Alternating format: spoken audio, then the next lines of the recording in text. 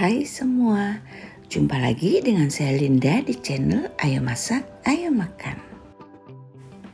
Masih dengan nastar teman-teman, karena ini kan mau Imlek ya, jadi kita banyak banget bikin nastar.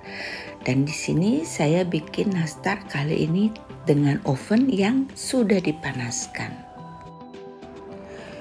Untuk teman-teman yang sudah berhasil bikin nastar di oven dingin, kalian sekarang sudah bisa mulai mencoba bikin nastar di oven yang dipanaskan. Dengan oven yang dipanaskan, nastar kalian akan lebih lumer, lebih pulen, lebih empuk teman-teman. Gimana cara buatnya? Yuk kita mulai aja. Untuk resep nastar ini saya tetap pakai yang kemarin ya. Resep lipat lenso yang ada di buku resep saya. Hanya saja ada beberapa yang saya ganti.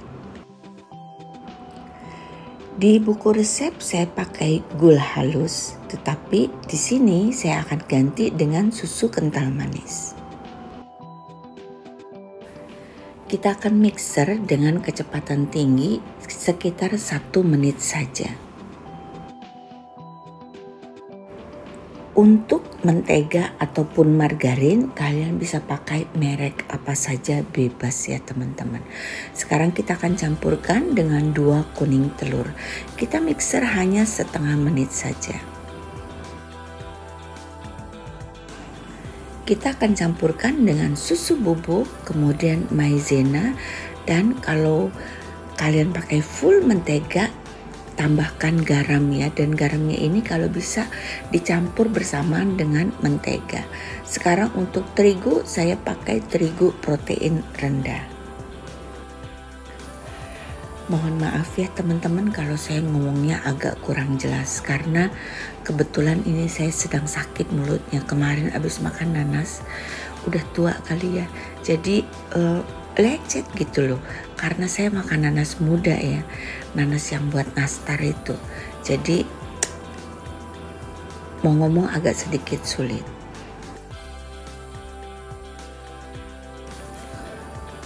Untuk bahan kulit kita ambil 1 sendok teh ya, lalu kita bulatkan dan jangan lupa kita pulung-pulung dulu. Pulung-pulung ini bertujuan supaya nastar kita lumer ya. Setelah dipulung, warnanya akan sedikit lebih cerah daripada yang belum dipulung. Nah ini sekarang kita akan gepengkan dan kita akan isi dengan selai nanas. Atasnya kita tutup dengan bahan kulit supaya tangan kita nggak belepotan selai. Jadi nastar kita atasnya nggak berbintik-bintik gitu ya. Nah kita akan bulatkan seperti ini, lalu kita tata di dalam nampan. Nampannya tidak perlu dialasi dengan baking paper ataupun dioles margarin, tidak perlu. Sekarang kita akan siapkan bahan olesan. Bahan olesan ini teman-teman sebaiknya jangan terlalu banyak ABC ya, terlalu banyak campuran. Karena kalau terlalu banyak cairan nanti bahan olesannya cepat copot. Ataupun nanti hasilnya belang-belang seperti turtle, ninja turtle ya. Jadi kayak kura-kura gitu nastar kalian. Kita hanya perlu tambahkan bahan kulit. Bahan kulitnya itu sekitar, kalau kuning telurnya 6, bahan kulitnya sekitar 10 gram. Dan bahan kulitnya ini harus diaduk sampai rata. Setelah itu, setelah tercampur rata, kalian saring lagi ya, agar hasilnya lebih halus. Mohon maaf saya videonya nggak ada, karena kelupaan apa gimana ya. Cari-cari kok nggak ada videonya. Dan sebaiknya bahan olesan ini kalian bikin sebelum kalian buletin nastar. Dengan demikian bahan kulit dan kuning telur itu sudah tercampur dengan rata, sudah menyatu gitu. Jadi ketika kita oles hasilnya lebih halus, lebih mulus.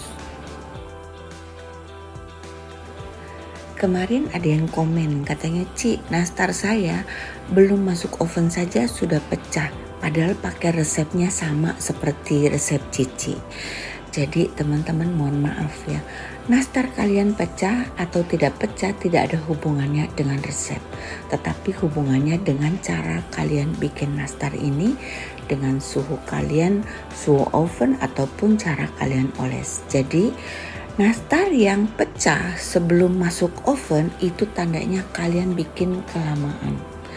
Kulit nastar udah keburu kering, jadi pecah. Karena itu kalau kalian kerjanya lambat, kalian oles saja beberapa baris, setelah itu kalian olesin lagi. Jadi kalau sudah dioles 2 atau 3 kali, kulit nastar itu akan tebal, jadi tidak mudah pecah. Kalau baru oles sekali itu cepat pecah. Jadi jangan tunggu satu nampan selesai dioles baru kalian oles yang kedua, tidak perlu. Kalau kalian kerjanya lama, baru oles 2 atau 3 baris kalian oles kembali gitu. Jadi dengan cara demikian nastar olesan kalian tetap lembab, tidak kering, jadi tidak mudah pecah di suhu ruang. Sekarang kita akan panggang dengan oven yang sudah dipanaskan. Dan saya hanya pakai api bawah saja di suhu 200 dan saya pasang oven termometer. Ketika oven termometer saya sudah menunjukkan suhu 150 derajat, maka saya masukkan nampan untuk dipanggang. Setelah 15 menit saya putar loyang, tutup lagi, panggang lagi selama 10 menit lagi. Jadi total saya panggang selama 25 menit. Setelah 25 menit saya naikkan ke rak yang paling atas, saya matikan api bawah, saya hanya nyalakan api atas saja, suhunya 200 derajat. Saya tunggu sampai warna yang saya inginkan tercapai. Ini saya nggak pakai menit, nggak pakai detik, nggak pakai timer. Tapi saya hanya berdiri di depan oven, saya liatin sampai warna yang saya inginkan tercapai dan itu nggak lama. Sekitar 5 atau 6 menit saja. Dan ini saya olesnya 3 kali ya teman-teman. Banyak amat Ci ya, karena 2 kali itu sedikit retak, sedikit pecah karena ini kemungkinan telurnya kurang seger ya teman-teman. Jadi saya kan bikin 2 loyang. Loyang kedua saya oles 3 kali. Loyang pertama saya oles 2 kali. Kalau kalian panggang dengan oven yang dingin itu 2 kali oles sudah cukup. Tapi kalau kalian panggang dengan oven yang sudah dipanaskan 2 kali masih rawan pecah. Jujur ya teman-teman, saya agak bingung sebenarnya mau upload video ini atau tidak. Karena sudah terlalu banyak ya saya upload video nastar, tapi saya putuskan untuk tetap upload. Ada beberapa poin yang ingin saya sampaikan di sini. Pertama, kalau kita bikin nastar itu pasti bisa. Oven apapun, mau oven tangkring, oven listrik, oven dek, oven gas, standing cooker, semua oven pasti bisa berhasil. Dan untuk panggang oven dingin ataupun oven yang sudah dipanaskan, masing-masing punya kelebihan dan kekurangan. Kalau oven yang sudah kalian panaskan, hasilnya tuh ketika baru mateng itu enak banget, dia lumer sekali. Lumer banget lah ketika dimakan tuh nyes hilang gitu. Tetapi setelah umurnya lebih dari 10 hari, nastarnya udah gak enak. Dan biasanya setelah 2 atau 3 minggu nastarnya akan jamuran. Sementara keunggulan dengan nastar dingin tuh lebih bisa menahan pecah. Jadi untuk yang bikin nastar selalu pecah, kalian coba nastar dengan oven dingin, itu biasanya berhasil ya. Tetapi untuk rasa ketika baru mateng agak sedikit keras, tapi dengan berlalunya waktu nastar kalian akan semakin terasa enak. Dan satu hal penting lagi yang saya dapatkan hari ini saya coba bikin dengan berbagai macam jenis mentega. Saya harus jujur teman-teman, tanpa Wisman, nastar kalian rasanya sedikit hambar.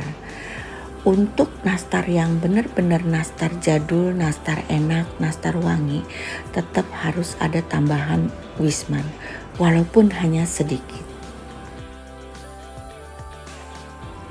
Jadi hari ini saya tidak akan tulis resep karena ini resepnya sama seperti resep video sebelumnya, yaitu nastar bunga coklat.